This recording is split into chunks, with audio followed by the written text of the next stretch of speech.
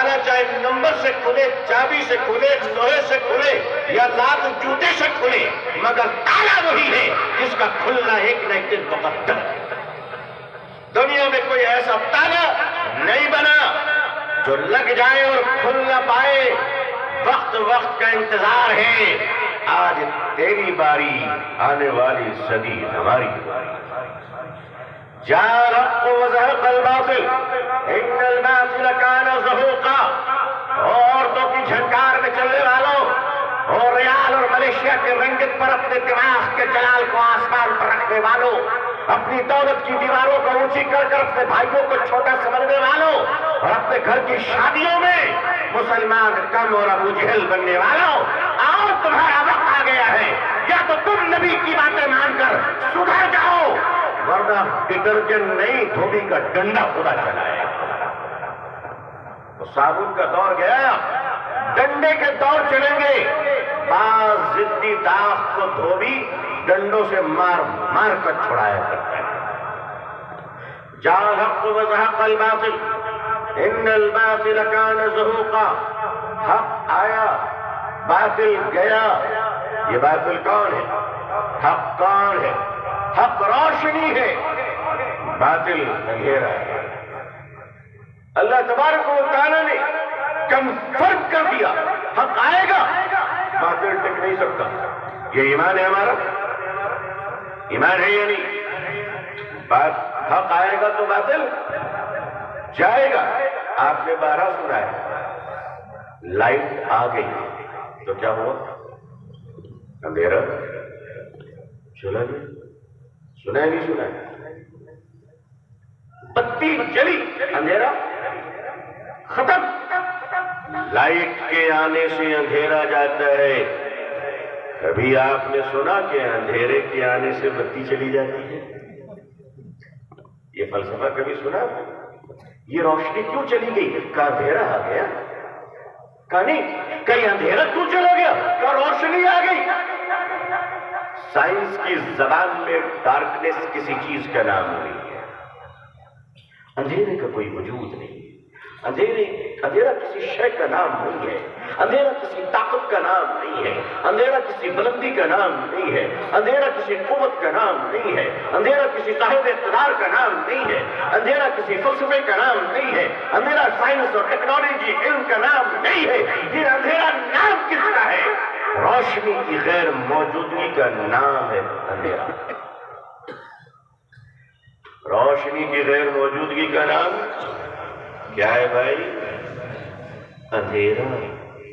قرآن کیا کہہ رہا ہے؟ جاء الحق وزهق الباطل۔ حق آیا تو باطل گیا۔ تو اگر روشنی نہیں ہے تو اندھیروں کا راج ہے۔ سن لو مسلمانوں، باطل کی کوئی قوت نہیں ہے، باطل کی کوئی طاقت نہیں ہے، باطل کی کوئی ہمت نہیں ہے، باطل کی اوقات نہیں ہے، باطل کی جرأت نہیں ہے۔ پھر باطل نام کس کا ہے؟ حق کی غیر موجودگی کا نام باطل ہے۔ جب حق نہیں رہے گا تو باطل کا بول بالا ہوگا۔ شیروں کو جنگل سے نکال دو، بندر بھی جنگل کا مہاراجا بن سکتا ہے، مگر جیسے شیر آئے گا کہے گا اب تو اس دفعہ پہلے سے لوگڑی کو پوچھیے کم وقت پہنچایا نہیں آپ تک، جانی دشمن ہمارا۔ باطل کی اپنی کوئی طاقت نہیں ہے، حق کمزور ہوتا گیا، باطل مضبوط ہوتا گیا۔ اگر چاہتے ہو کہ باطل کا اندھیرا مٹ جائے تو حق کے اجالے کو روشن کر دو۔ عزیزان ملت، جھوٹ، یہ جھوٹ کس کا نام ہے؟ جھوٹ کا اپنا کوئی وجود نہیں ہے،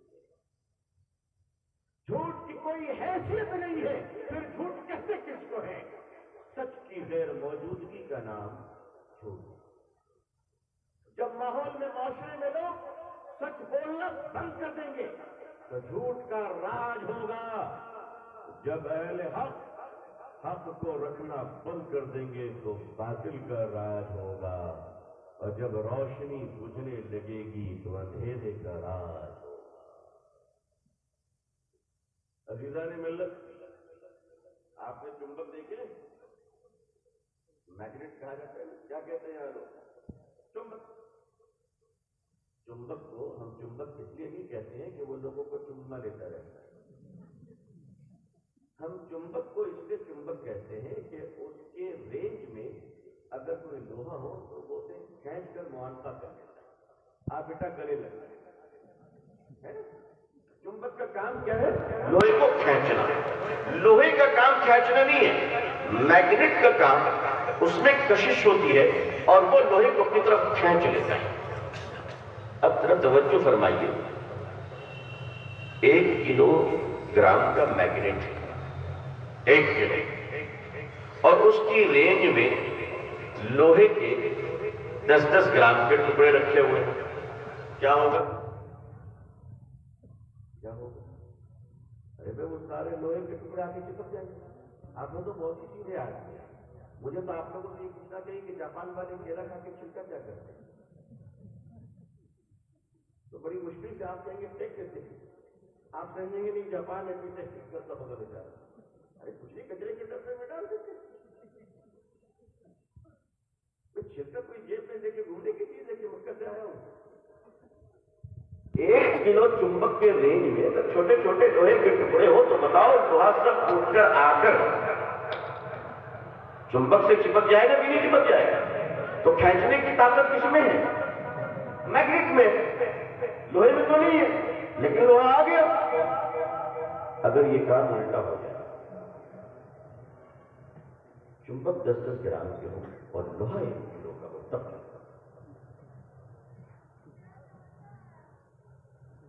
آپ کو تو ایسا گھبرا رہے ہیں جیسے میں نے کہا کہ اسرائیل نے بم پھوڑ دیا. اس کی خود حالت خراب ہے. بھائی سارے جو چھوٹے چھوٹے چمبک ہوں گے وہ جا کے لوہے سے چپک جائیں گے. کہ آج سے تو میرا پیر ہے نا بھائی. آج سے تو میرا پیر. کھینچنے کی طاقت لوہے میں ہے یا چمبک میں؟ تو پھر یہ لوہا چمبک کو اپنی طرف کھینچ کیوں لیا؟ اس لیے کہ اگر مقناطیس کمزور ہو جائے اور لوہا مضبوط ہو جائے تو گرچہ کی کھینچنے کی طاقت ابھی بھی مقناطیس میں ہے لیکن کمزوری کے بنا پر خود آ کر لوہے کی قدم بوسی کر رہا ہے. عزیزان ملت، امت مسلمہ کو اللہ نے بنایا تو مقناطیس ہے لیکن بیچارے کو ٹائم پر کباب نہ ملنے کی وجہ سے بیچارہ اتنا کمزور ہو گیا کہ اسے سوچنا پڑ رہا ہے کہ اہل حق اگر باطل کے قدموں پہ گرا ہو تو سمجھ جاؤ کہ اس نے اپنی عظیم ذمہ داری کو نبھانا بند کر دیا ہے. اس کے سزا کے طور پر اللہ نے اسے ذلیل کر دیا. اگر چمبک لوہے میں چپک رہا ہے تو یہ اس کے لیے عزت کی بات نہیں ہے، ذلت کی بات ہے.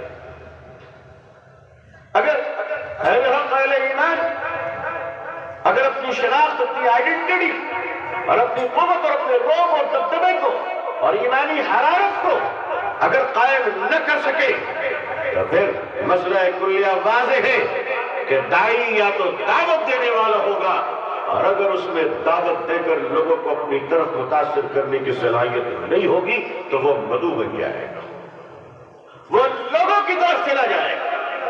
پچھلے 75 سالوں میں ہماری ایک ذمہ داری تھی. میں 75 سال اس میں کہہ رہا ہوں آزادی کے بعد ہمیں اللہ نے ایک موقع دیا کہ ہم سچائی کا چراغ روشن کریں، ہم حق کی عالم کو قلم کریں. کم از کم مسلمانوں کو یہ تربیت تو دی جاتی کہ مسلمان بچوں کو کہ مسلمانوں ہمارے بچوں زندگی میں سولی پہ بھی لٹک جاؤ تو کبھی جھوٹ مت بولنا، کبھی جھوٹ